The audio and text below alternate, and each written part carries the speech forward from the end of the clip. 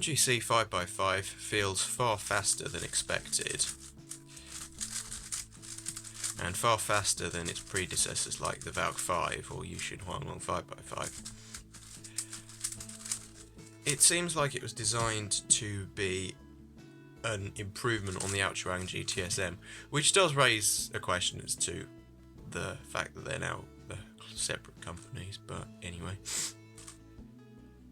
The Ultrawang GTSM was quite fast, but not too stable, and certainly not as fast as the MGC 5x5. It has fixed many issues with the Ultrawang GTSM, but very few people use the Ultrawang GTSM anyway. The main cube to compare it to is the Valk 5, which is slower and more stable. So, the MGC 5x5 has surprisingly good corner cutting, considering that I'm claiming it's not so stable. But yes, if you attempt to deliberately corner cut far too much, which you shouldn't do in a solve, it does occasionally pop, but they're very rare in solves. Obviously, if you attempt to do stuff like this, that happens, but that happens on any 5x5, so I wouldn't worry too much about that. Even the stablest of 5x5s like the Yushin Huanglong 5x5, you can do that too.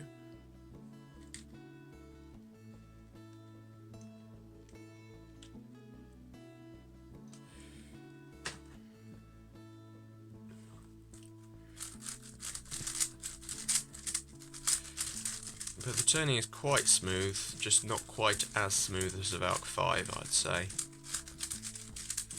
As you can see here, the algorithms flow quite well.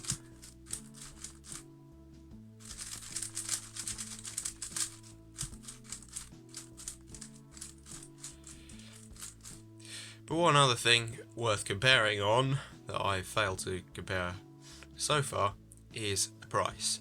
So the MGC 5x5 comes in at just £16, compared to the Valk 5, which comes in at £36.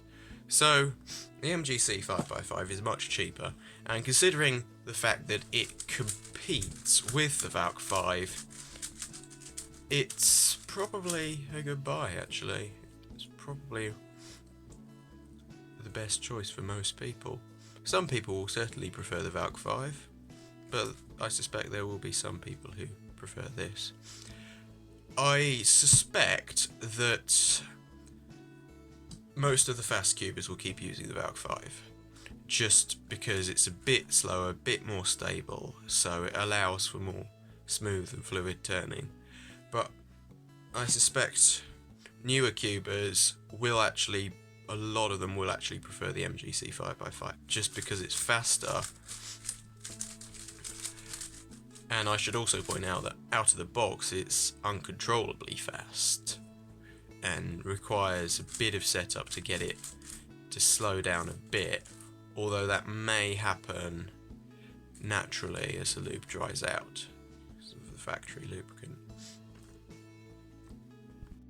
So the MGC 5x5 has only one piece sticking out like this, whereas the Ultrawang GTSM has this bump as well, which I suspect, I don't know much about cube design, but I suspect that increases friction slightly, because the Ultrawang GTSM certainly has a bit more friction than the MGC 5x5, and I suspect that's due to this here, which then connects onto corner, and there's torpedo there, which they all have basically, although it's got this strange thing here.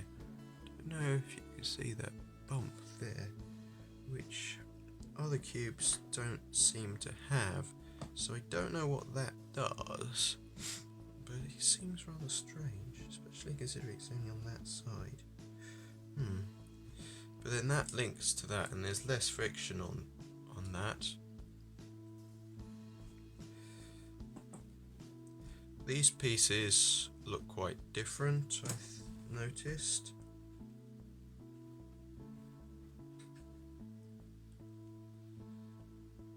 And yeah, not very much friction at all compared to that, where it's longer and there's more space for friction to occur. Yushin Huanglong 5x5 has a rather long stalk, which probably makes it a bit slower but more stable. And comparing to the Valk 5, which also just has one thing sticking out, but it sticks out a bit further, and it's probably made of a plastic, which makes it more stable. So really focus mostly on the MGC 5x5. That is the cube we're reviewing. But yeah, pieces stick together, but they can easily move about, so it makes it quite fast, and lubricant can make it more stable, but I don't think it can easily be made as stable as a Valk 5.